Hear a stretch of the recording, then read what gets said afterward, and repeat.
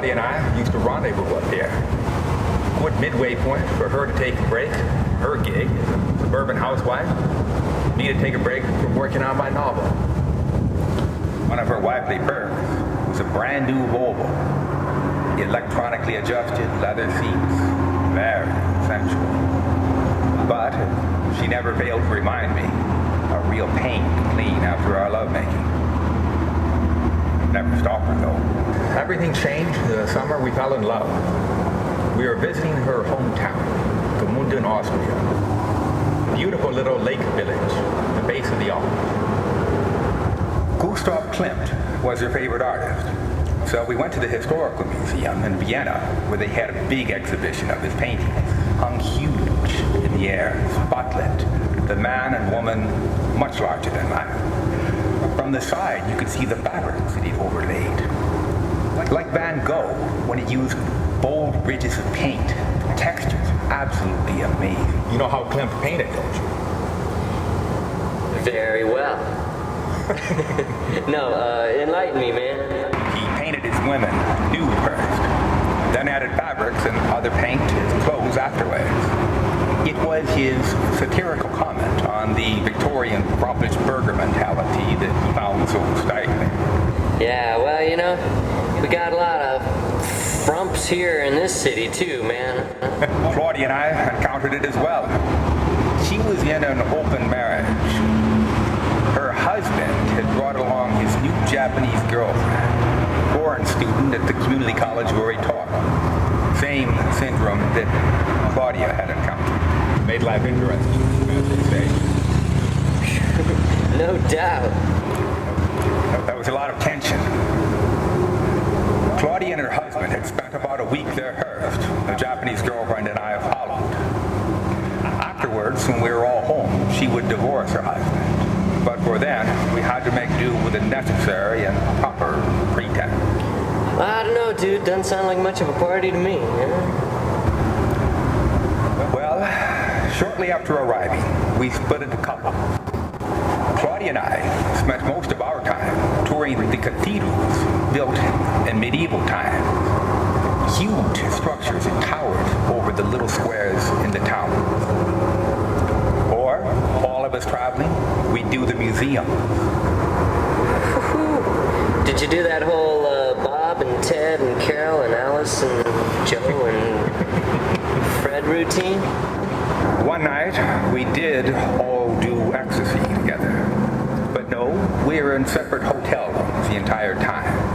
While Claudia and I were traveling, he'd putter about the villa we'd rented, figuring out his stock market position from the London papers, while his Japanese girlfriend played the submissive geisha girl.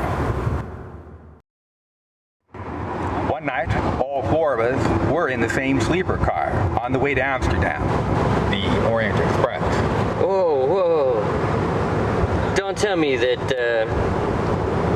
you guys Agatha Christie'd him, because I don't think I could handle that. No, but he almost managed to have me killed after we got back when he found out what we'd done that night.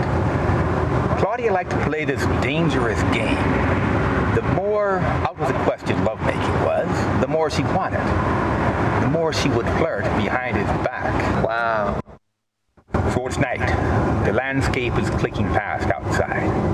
Claudia and I are on the top bunks, wide awake. The husband and the girlfriend appear to be asleep down below. It's dark, but from the moonlight streaking by, I can see her lifting her blanket, flashing her breasts and thighs, mouthing, "I dare you." Look, man, I know that you love to live dangerously, but come on, really? There's a gulf of a good 3 feet between Claudia and me, but I managed to inch my feet along the ridge atop the window and make the leap.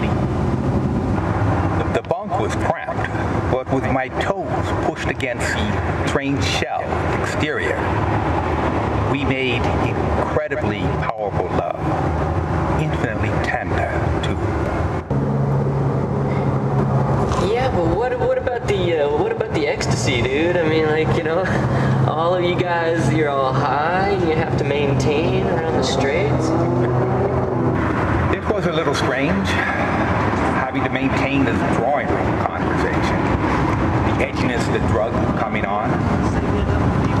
But we were listening to this live Dire Straits CD, which helped. Then we all gave each other hugs, and the husband complimented us on how existentially evolved we've become. We split into separate couples again. We were at this bed and breakfast chateau, Lake Hallstein, an ancient Celtic center of civilization. Claudia and I were up all night. But in the morning, the fog was swirling. Colors on the lake, drawn like pastel.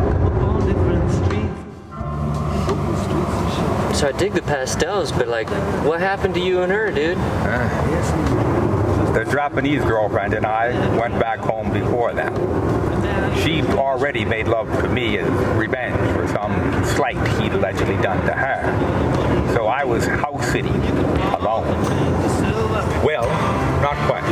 A young daughter and an offspring au pair. Au pair? Ooh la la! Yeah. I'm afraid that after a long-distance conversation with Claudia, one of her flip-flops, which she tell me, like the Dire Straits, Romeo and Juliet, that she... When we made love, you used to cry. You said I love you like stars above. I love you till I die. There's a place for us. You know the movie song. When you're gonna realize it was just that the time was wrong. In the same breath, say that for the sake of their daughter, she'd have to salvage her marriage with her husband. The next night, her au pair had a pretty wild party, and she managed to taunt me into making love to her. As Claudia noted, when she returned, right in her bed, right where we made love. Wow. Bad karma, dude.